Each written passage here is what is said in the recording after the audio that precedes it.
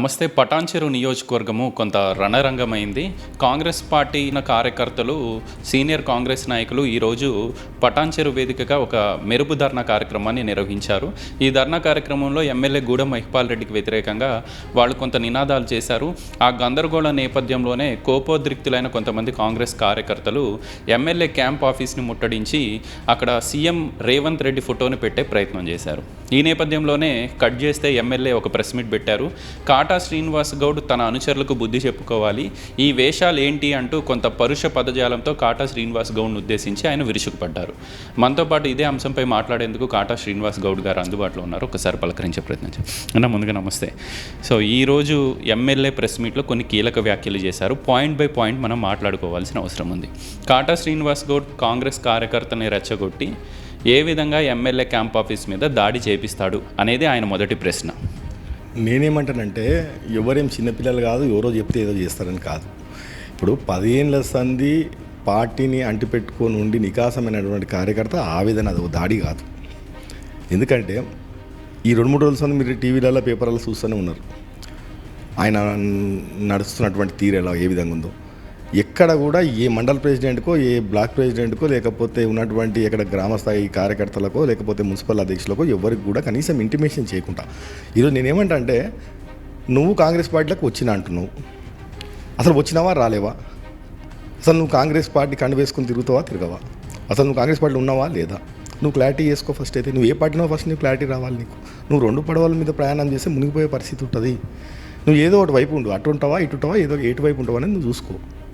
ఈరోజు నువ్వు 10 సంవత్సరాల ఎమ్మెల్యేగా బీఆర్ఎస్ పార్టీ ఎమ్మెల్యే ఏ విధంగా కొనసాగినావో, ఏ విధంగా అయితే ఉన్నటువంటి బీఆర్ఎస్ నాయకులు ఏ విధంగా అయితే మండల స్థాయిలో ఉన్నటువంటి గ్రామ స్థాయిలో ఉన్న నాయకులను వాళ్ళకి చెప్పుకొని ఈరోజు వచ్చి నువ్వు ప్రోగ్రామ్స్ చేస్తూ ఉన్నావు.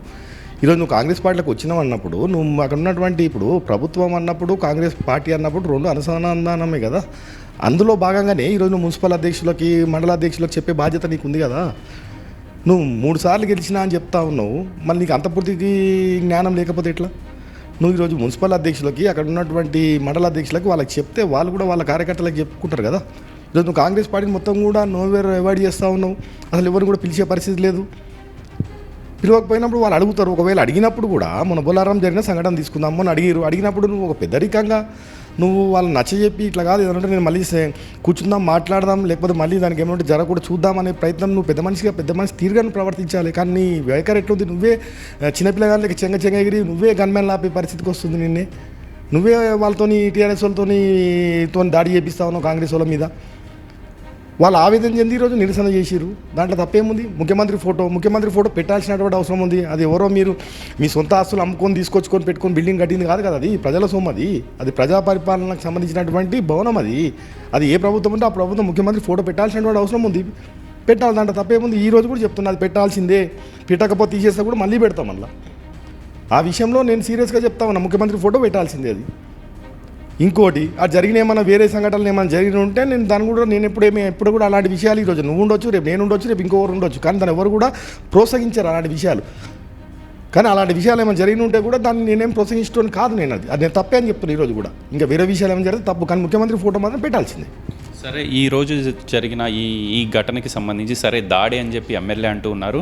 దాడి కాదు, కాంగ్రెస్ కార్యకర్తల ఆవేదనని మీరు అంటున్నప్పటికీ ఖచ్చితంగా మా ఆఫీస్లో ఫర్నిచర్ ధ్వంసం చేశారు, కుర్చీలు విరగొట్టారు, తలుపులు తోసుకొని లోపలికి వచ్చారు అని చెప్పి ఆయన చెప్తున్నారు. ఖచ్చితంగా పోలీసులకి నేనే డిమాండ్ చేస్తూ ఉన్నాను, ఎవరైతే వచ్చి దాడి చేశారో వాళ్ళందరి మీద కేసులు కట్టాలి, వాళ్ళని జైలుకి పంపించాలి అని చెప్పి ఎమ్మెల్యే గారు చెప్తున్నారు.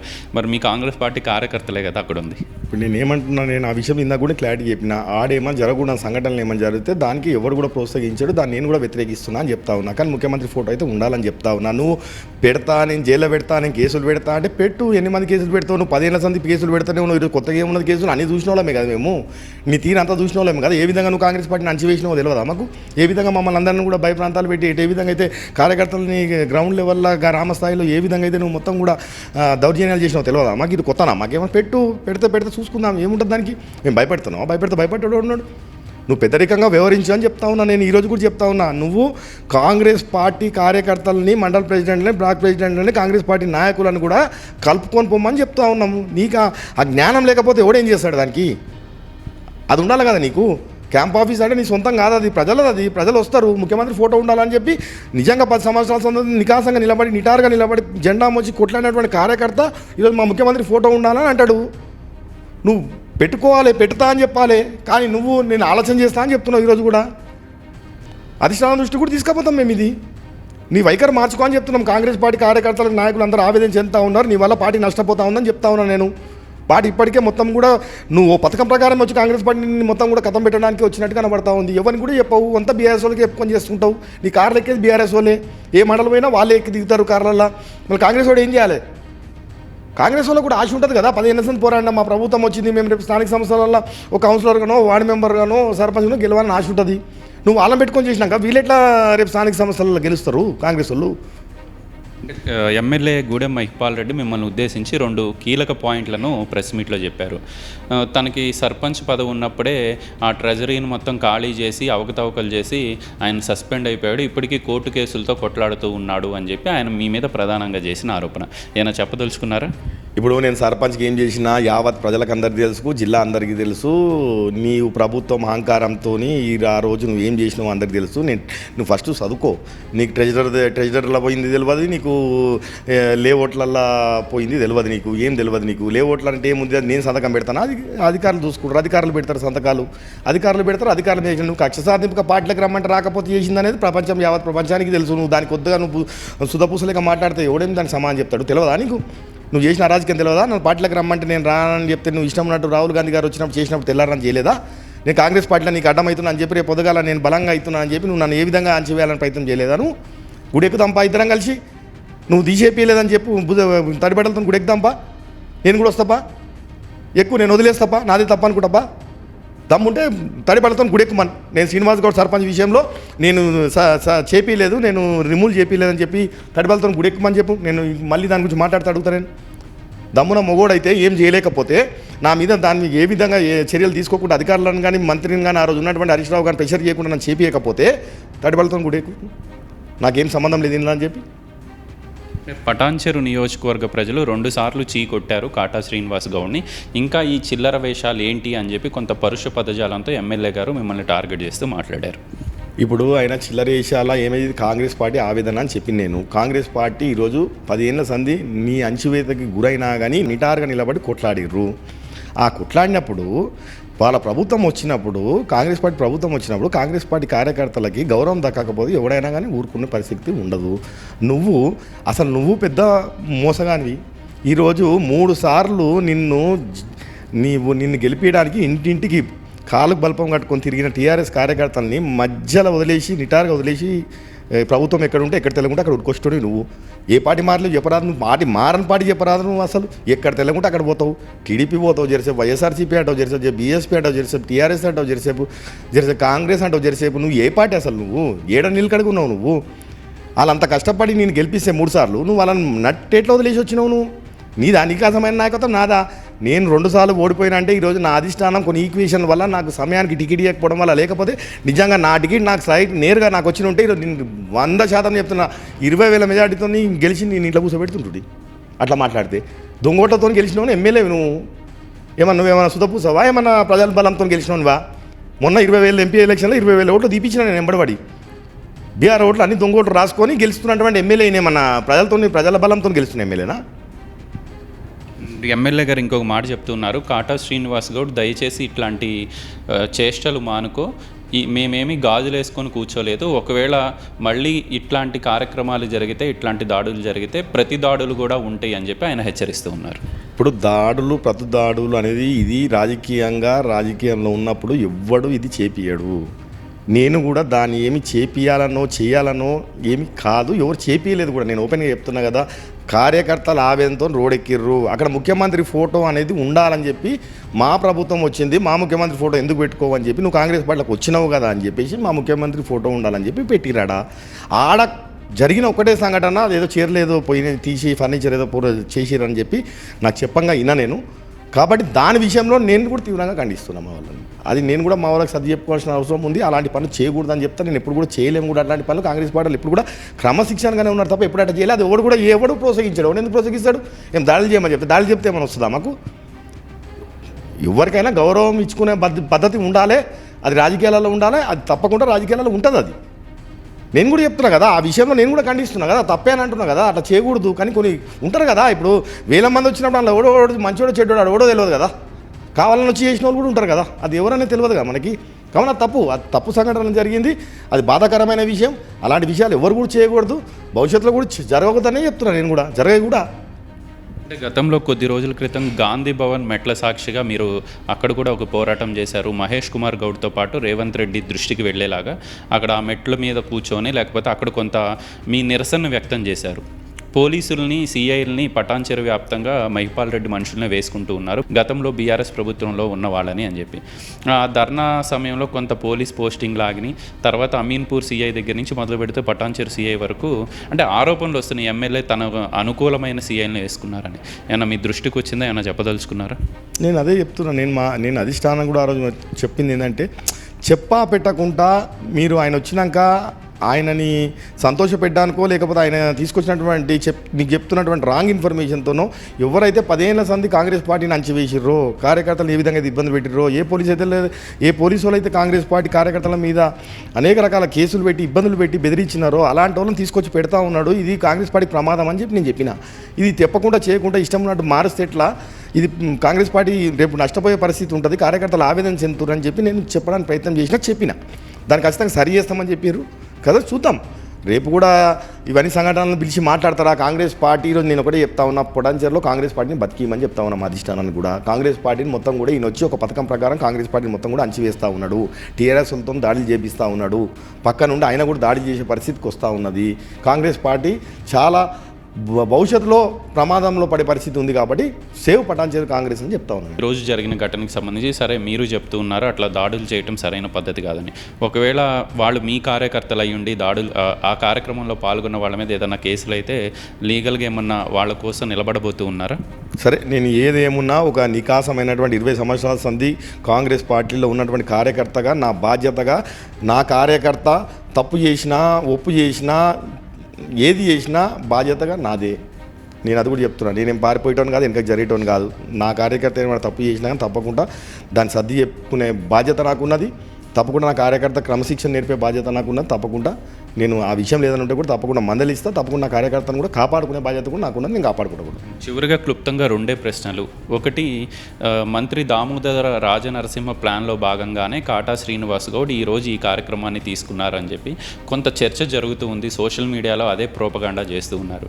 ఏమన్నా గ్యాప్ ఉందా మహిపాల్ రెడ్డికి లేకపోతే మంత్రి గారు చెప్పడం వల్ల ఈరోజు ఈ కార్యక్రమం జరిగిందా? ఇప్పుడు నేను 2 సార్లు పోటీ చేసినాను, ఎవరో చెప్తే చేయాలని. ఈరోజు నేను చెప్తేనో ఇంకోటి, నేనైనా నా కార్యకర్త అయినా కింద స్థాయి కార్యకర్త అయినా కానీ ఇప్పుడు నేను చెప్తేనో పోయి ఏదో చేయాలని అలాంటిది ఏముండదు కదా. వాళ్ళు చిన్నపిల్లలు కారు కదా.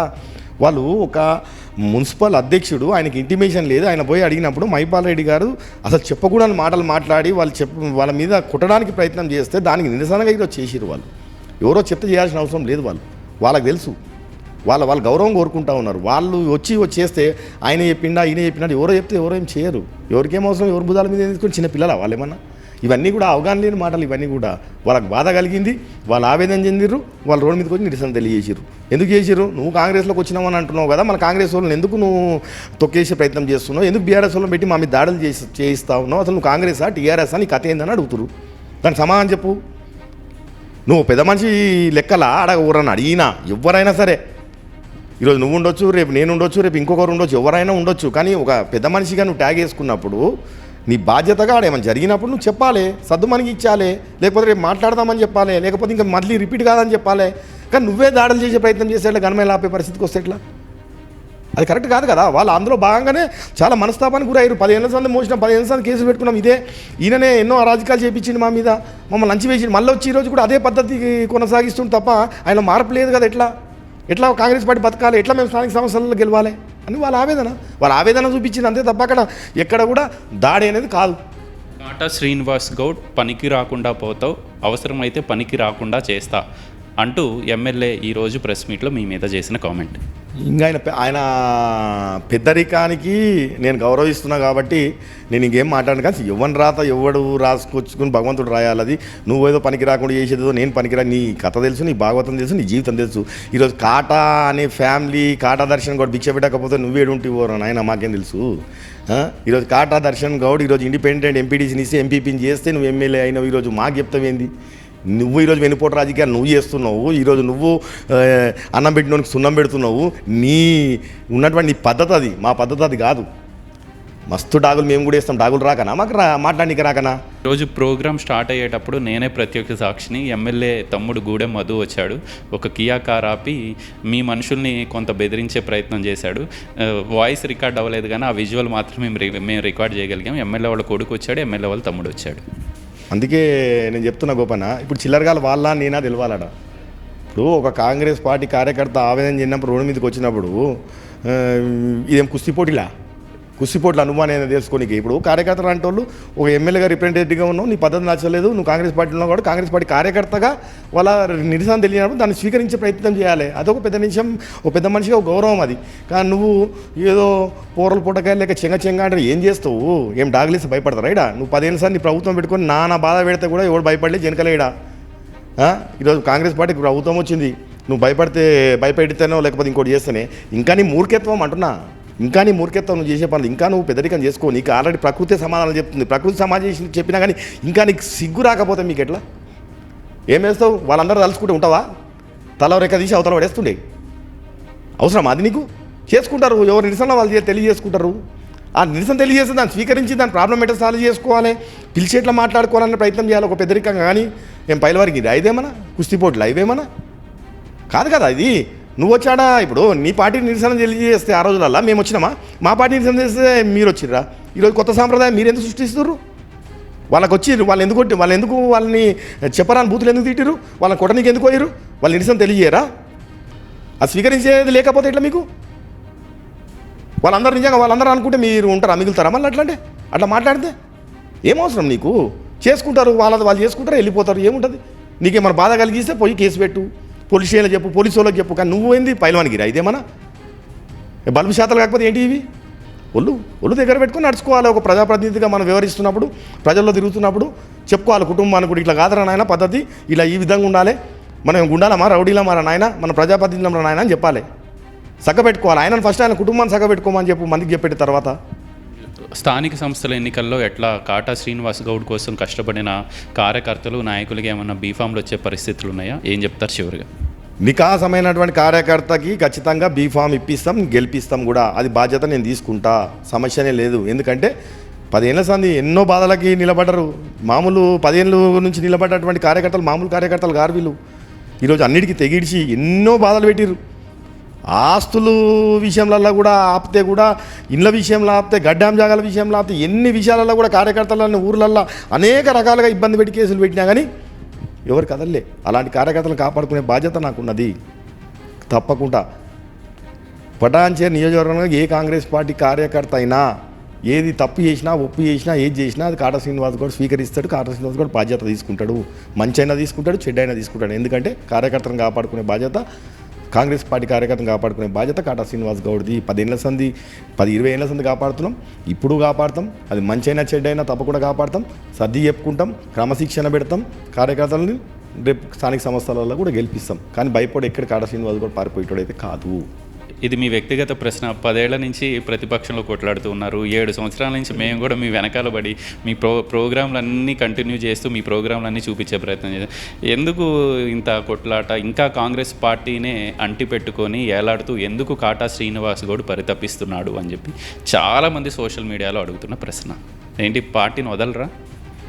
అంటే 20 ఏళ్ళ సంది పార్టీలో మా తండ్రి నుంచి అదేవిధంగా కొనసాగినాం, నమ్మినాం. ఓ సెక్యులరిజం ఉన్నటువంటి పార్టీ, అందరినీ కార్యకర్తను కాపాడుకునేటువంటి పార్టీ అని నమ్మకం ఉంది. ఈరోజు కూడా నమ్మకం ఉంది. రేపు ఖచ్చితంగా నికాసమైన కార్యకర్తగా నేను నిలబడ్డా. పార్టీ జెండా ఒడిదొడుగులు ఉన్నప్పుడు కూడా పార్టీని కాపాడిన జెండా మూసుకుంటా, కార్యకర్తలను కాపాడుకున్నా. తప్పకుండా మా కాంగ్రెస్ పార్టీ ఏం కార్యకర్తకి ఏం అన్యాయం చేయదు. రేపు కూడా ఖచ్చితంగా చిన్న చిన్న ఒడిదొడుకులు కొన్ని ఈక్వేషన్స్ వల్ల జరిగిండొచ్చు, కానీ తప్పకుండా కాంగ్రెస్ పార్టీ కాపాడుకుంటుందనే విశ్వాసం ఉంది సంపూర్ణంగా నాకు. Thank you very much. So ఇది ఓవరాల్గా కాటా శ్రీనివాస్ గౌడ్ గారు చాలా స్పష్టంగా చెప్తున్నారు. ఈ రోజు జరిగింది దాడి మాత్రం కాదు, నికార్సైన నిజమైన 10 సంవత్సరాలు 15 సంవత్సరాల నుంచి కొట్లాడుతున్న కాంగ్రెస్ కార్యకర్తల ఆవేదన మాత్రమే అని చెప్తూ ఉన్నారు. ఎవరైతే ఎమ్మెల్యే గూడెం మహిపాల్ రెడ్డి కాటా శ్రీనివాస్ గౌడ్ను ఉద్దేశించి కొన్ని కీలక వ్యాఖ్యలు చేశారో దానికి కూడా ఆయన ఒక కౌంటర్ ఇచ్చే ప్రయత్నం చేశారు. ఖచ్చితంగా అధిష్టానం దృష్టికి ఈ విషయాలన్నీ తీసుకువెళ్ళబోతూ ఉన్నాం. కాంగ్రెస్ పార్టీని అంటిపెట్టుకొని ఉన్నాను ఇన్ని సంవత్సరాలు, ఇప్పుడు కూడా కాంగ్రెస్ పార్టీలో ఏ ఇబ్బందులు ఎదురైనా కొట్లాడి నిలబడి గెలిచి తీరుతాను అని చెప్పి కాటా శ్రీనివాస్ గౌడ్ మరోసారి స్పష్టం చేస్తున్నారు. Video journalist Sanjit Gopikrishna, news 16, Patancheru నియోజకవర్గం నుంచి.